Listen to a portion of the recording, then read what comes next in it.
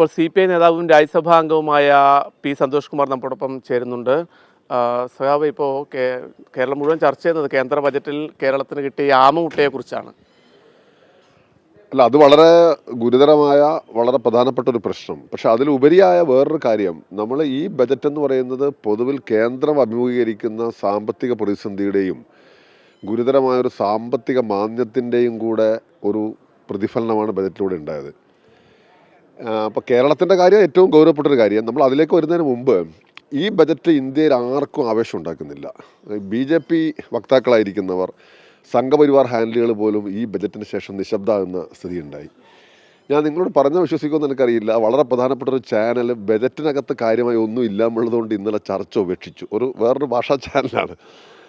അപ്പോൾ അവരുടെ മെസ്സേജ് എൻ്റെ കയ്യിലുണ്ട്. അവർ പറയുന്നത് ബജറ്റിനകത്തൊന്നും ഇല്ല എന്നുള്ളതൊരു ഉപേക്ഷിക്കണം. അപ്പോൾ സാധാരണഗതിയിൽ നിർമ്മലാ സീതാരാമൻ്റെ കുറേ റട്ടറയ്ക്ക് കുറേ കാര്യങ്ങൾ ഇതിനകത്തുണ്ടാവും. ഒരു കാര്യവുമില്ലാതെ ഒരു അനുശോചന യോഗം പോലത്തെ ഒരു ബജറ്റായി പോയത് ഈ രാജ്യത്തെ സംബന്ധിച്ചിടത്തോളം. ഒരു അനുശോചന യോഗത്തിൻ്റെ ഒരു തല അറിയാലോ, അതുപോലത്തെ ഒരു ബജറ്റാണ് ആകെ അവതരിപ്പിക്കപ്പെട്ടത്. അപ്പോൾ ഈ അനുശോചന ബജറ്റിനകത്ത് എന്താ പറഞ്ഞാൽ കേരളത്തിൻ്റെ കാര്യം, പിന്നെ കേരളം എന്നുള്ള വാക്ക് തന്നെ പറഞ്ഞത് എനിക്കൊന്ന് വിരലെണ്ണാവുന്ന സമയത്ത് പോലും പറഞ്ഞു എന്നുള്ളത് സംശയമാണ്. വളരെ പ്രധാനപ്പെട്ടൊരു കാര്യമാണ് നിങ്ങൾ ചൂണ്ടിക്കാണിച്ചത്. നമ്മളൊരു സംസ്ഥാന ഗവൺമെൻറ് പ്രീ ബജറ്റ് ഡിസ്കഷന് മുന്നോടിയായി നിരവധി നിർദ്ദേശങ്ങൾ മുന്നോട്ട് വെച്ചു. നിരന്തരമായി വെക്കുന്ന നിർദ്ദേശങ്ങളാണ്. അതിനകത്ത് ഒരെണ്ണം പോലും പരിഗണിച്ചില്ല എന്നുള്ളതാണ്. മറ്റ് സമീപ സംസ്ഥാനങ്ങളെ പരിഗണിച്ചപ്പോഴും കേരളത്തെ അവഗണിച്ചു. ഇപ്പോൾ ഒറീസ പോലെ BJP പുതുതായി അധികാരത്തിൽ വന്നൊരു സംസ്ഥാനത്തിന് പോലും കുറച്ചധികം അവർ വാരിക്കോരി കൊടുക്കുന്ന സ്ഥിതിയുണ്ടായി. കേരളം പോലെ ഇത്ര ജെന്യൂനായിട്ട് കാര്യങ്ങൾ ചെയ്യുന്ന ഒരു സംസ്ഥാനത്തെ വളരെ വളരെ ബോധപൂർവം തന്നെ അവഗണിച്ചു. രാഷ്ട്രീയമായ പ്രതികാരത്തിൻ്റെ പാരമ്യത്തിൽ കേന്ദ്രം എത്തി നിൽക്കുന്നു. പക്ഷേ നമ്മൾ ഇതിനെ എന്തായാലും അഭിജീവിക്കും. എന്ന് പറഞ്ഞാൽ നമ്മുടെ കഴിഞ്ഞ ബജറ്റ് പ്രസംഗത്തിൽ തന്നെ ധനകാര്യമന്ത്രി വ്യക്തമാക്കിയ ഒരു കാര്യമുണ്ടല്ലോ. നമ്മൾ 1,27,000 കോടിയിലധികം രൂപ തനത് വരുമാനം 5 വർഷത്തിനധികം വർദ്ധിപ്പിച്ചുകൊണ്ടാണ് നമ്മൾ പ്രതിരോധം തീർക്കുന്നത്. ആ പ്രതിരോധം നമ്മൾ ശക്തിപ്പെടുത്തും. ഈ അവഗണന കേരളത്തിലാകെ വലിയ പ്രതിഷേധം ഉണ്ടാക്കിയ കാര്യത്തിൽ സംശയവുമില്ല. ഈ ജാഥക്കകത്തും അതിൻ്റെ ഒരു പ്രതികരണങ്ങൾ ഉണ്ടാവും. എന്തായിരുന്നാലും ഈ 2 കേന്ദ്രമന്ത്രിമാർ ഏറ്റവും ചുരുങ്ങിയത് ഈ പണി അവസാനിപ്പിച്ച് പോകണമെന്നാണ് ഈ സന്ദർഭത്തിൽ എനിക്ക് പറയാനുള്ളത്. ഈ രാജ്യത്തെ ഇടതുപക്ഷം എങ്ങനെയാണ് ഈ ഒരു അവഗണനയെ ആ ഒരു പ്രതിഷേധം എന്ന രീതിയിൽ എടുത്തുകൊണ്ടുവരാൻ വേണ്ടി പോകുന്നത്? ഇടതുപക്ഷം നിരന്തരമായി ഈ പ്രശ്നങ്ങൾ ഉന്നയിക്കുകയാണ്. ഇപ്പോൾ മഹാത്മാഗാന്ധി തൊഴിലുറപ്പ് പദ്ധതി എന്ന് പറയുന്നത് ആ പേരിൻ്റെ മാത്രമല്ല, അതിൻ്റെ എസൻസ് മുഴുവൻ കളഞ്ഞു കുളിച്ചതിനെതിരെയുള്ള വലിയ സമരമാണ് ഇന്ത്യയിൽ നടന്നുകൊണ്ടിരിക്കുന്നത്.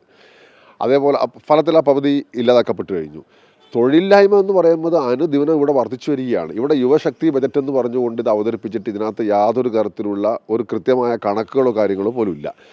നമ്മൾ പിന്നെ മനസ്സിലാക്കേണ്ട കാര്യം, നിങ്ങളിപ്പോൾ രാഷ്ട്രപതിയുടെ നയപ്രഖ്യാപന പുസ്തകം കണ്ടെങ്കിൽ കഴിഞ്ഞ കൊല്ലം പറഞ്ഞ അതേ കണക്കാണ് ഇക്കൊല്ലവും രാഷ്ട്രപതി ചില കാര്യങ്ങളിൽ പറയുന്നത്. ഇപ്പോൾ കഴിഞ്ഞ 2025 അവർ സഭാ സമ്മേളനം തുടങ്ങുന്നതിന് മുമ്പ് പറഞ്ഞു 25 കോടി ഇന്ത്യൻ കുടുംബങ്ങളെ ദാരിദ്ര്യത്തിൽ നിന്ന് മുക്താക്കി എന്ന് പറഞ്ഞു. ഇപ്പോൾ 26 അതേ കണക്കാണ് അവർ പറയുന്നത്. അപ്പോൾ ഇങ്ങനെ അമ്പരപ്പിക്കുന്ന തരത്തിലുള്ള ഒരു നാഥനില്ലായ്മ പോലും ഉന്നത തലങ്ങളിൽ നമുക്ക് കാണാൻ സാധിക്കും. ഇടതുപക്ഷം എന്ന് പറയുന്നത് ഈ ബജറ്റിൻ്റെ ജനവിരുദ്ധ നയങ്ങൾക്കെതിരെയുള്ള ഇപ്പോൾ ഡാറ്റ കമ്പനികൾ എന്ന് പറയുന്നതിനകത്ത് എല്ലാവർക്കും തന്നെ 2047 വരെ നികുതി ഇളവ് കൊടുക്കുന്ന സ്ഥിതിയുണ്ടായി. കൂടുതൽ സമ്പത്ത് ഈ വൻകിടക്കാരുടെ കയ്യിൽ കേന്ദ്രീകരിക്കുന്നതിന് ഉതകുന്ന വേറൊരു അധ്യായം കൂടെ നമ്മുടെ ബജറ്റ് ചരിത്രത്തിൽ എഴുതി ചേർക്കപ്പെട്ടു എന്നതാണ് ഇതിൻ്റെ പ്രത്യേകത. ആരും തൃപ്തരല്ലാത്ത ഒരു ബജറ്റാണ് ആ അർത്ഥത്തിൽ, അപൂർവം ചില കോർപ്പറേറ്റുകൾ ഒഴികെ. ശക്തമായ സമരവുമായിട്ട് മുന്നോട്ട് പോകും. ജനങ്ങളെ സംഘടിപ്പിച്ചുകൊണ്ട് പ്രതിരോധം തീർക്കും. ശക്തമായ സമരത്തിന് ഇടതുപക്ഷം നേതൃത്വം വഹിക്കുമെന്നാണ് ഇപ്പോൾ CPI ദേശീയ സെക്രട്ടറി അംഗം കൂടിയായ പി സന്തോഷ് കുമാർ പറയുന്നത്. കാസർഗോഡ് നിന്നും ക്യാമറമാൻ ശൈലേഷ് കല്ലായിക്കൊപ്പം PV കുട്ടൻ.